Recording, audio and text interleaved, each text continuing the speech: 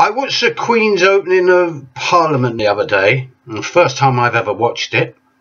I was indoors ill, you see. I've never bothered with such things, such flummery.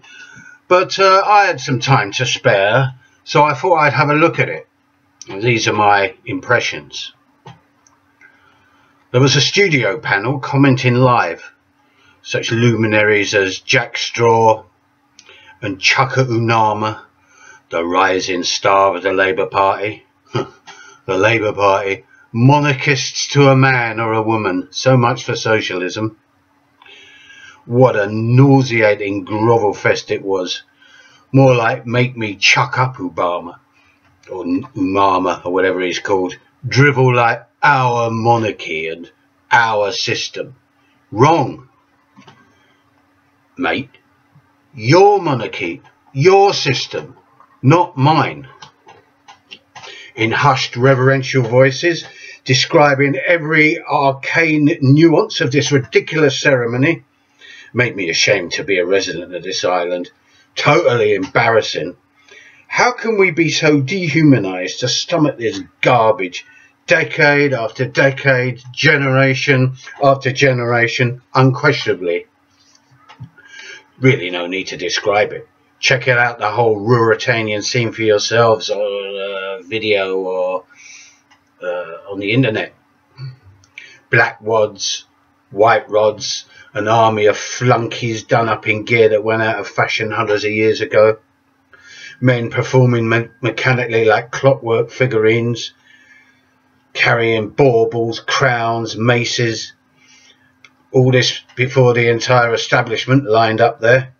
Young boys, about 6 of them in total, carrying the Queen's train. One of them aged about 10, a viscount already.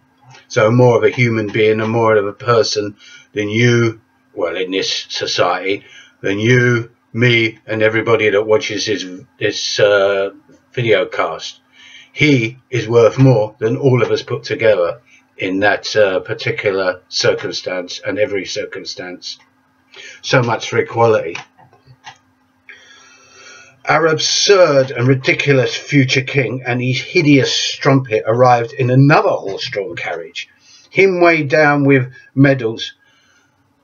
How on earth did he earn these medals? Which heroic deeds of valour did he perform? Was it just waiting for decades to be king, perhaps? The Lords, the upper chamber, unelected, hereditary, appointed, truly the vermin in ermine, were there, wearing all their retro gear as well, including Doreen Lawrence, who should be ashamed of herself for keeping such company. Then the House of Commons, a bunch of mostly public school educated millionaires, the whole system under one roof. By this time I could hardly bear any more, only wishing the roof would collapse upon their scummy, unworthy heads and bury them alive and forever. Simultaneously, Juan Carlos of Spain announced his abdication. Hundreds of thousands of Spanish flooded into the cities all over Spain, demanding a referendum on the future of their monarchy. If that rancid old hag, the Queen, snuffed it, would the same thing happen here? No. The system, and most of the brainless, degenerate population, and the entire establishment would rally around King Charles III. My advice, start saving up for a couple of long holidays. One upon the death of the Queen and her funeral. This will go on for weeks. They'll milk it for every minute they can get out of it. Followed by the crowning of Charles III, unopposed, godlike. And we snigger at the natives of Tanna Island in the South Seas for worshipping Prince Philip as a god. And this is in the 21st century. It's exactly the same here. Queen as head of the Church of England, they are worshipped like gods by a substantial section of the population and the entire establishment.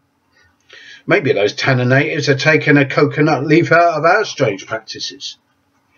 The EDL and their ilk go on about how the Muslims have taken over Britain. The Muslim takeover of Britain. Well, that's funny. Didn't see much evidence of that inside the Houses of Parliament the other day. Wake up, mugs.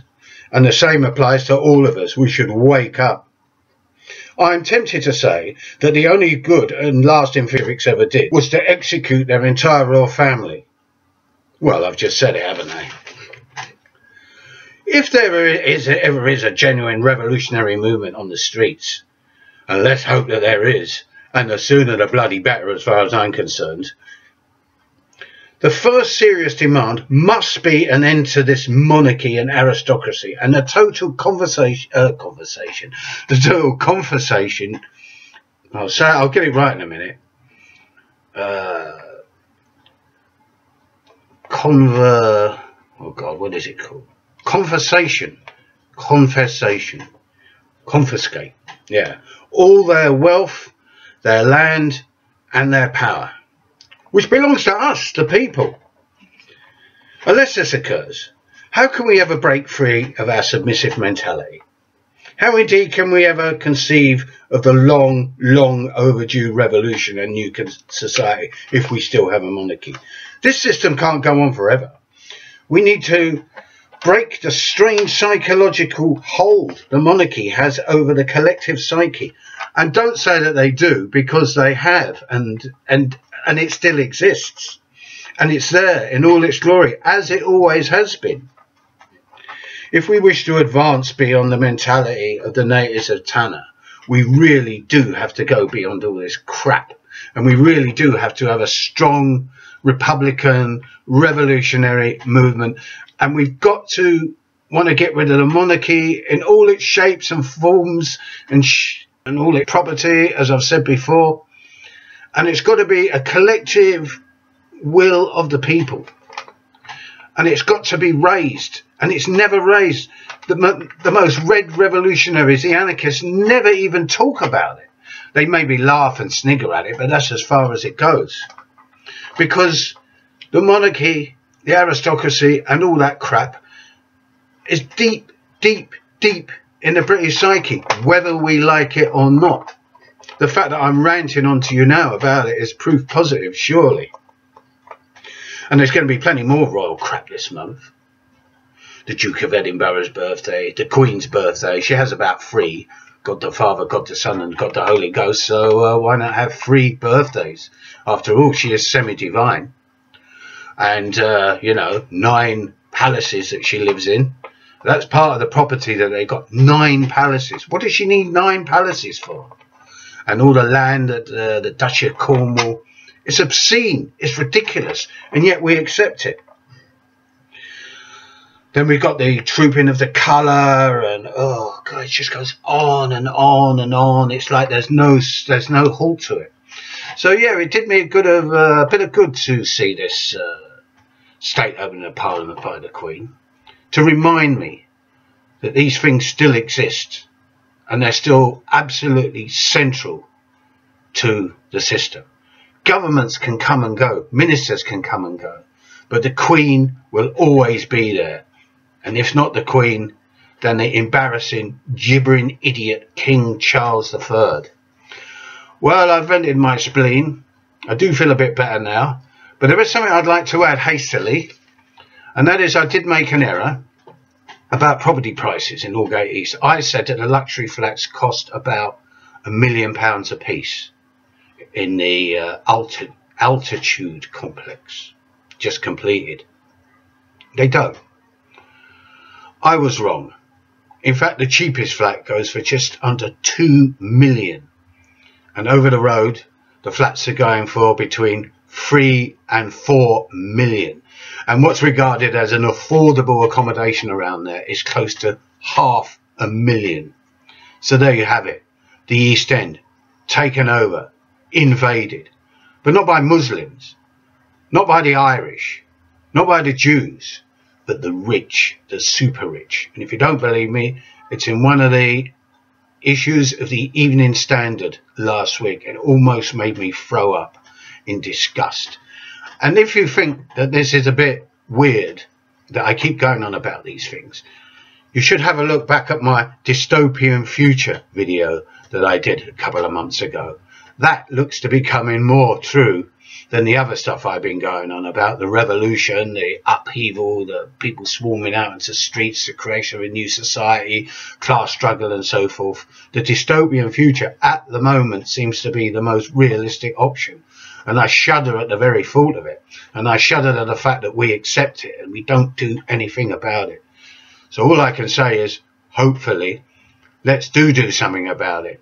Let's get out on the streets. No more of these political, pathetic protests to stop the cuts and everything. They're getting nowhere. We have to go beyond all that. We've got to go beyond the left. We've got to go beyond all this cringing before them, asking them for a few crumbs off the table. And we've got to go for the heart of it. And we've got to say, get rid of the royals. Completely, absolutely. Destroy the aristocracy. Confiscate all their wealth. That's what I call a revolutionary demand, not keep your local hospital open. Goodbye.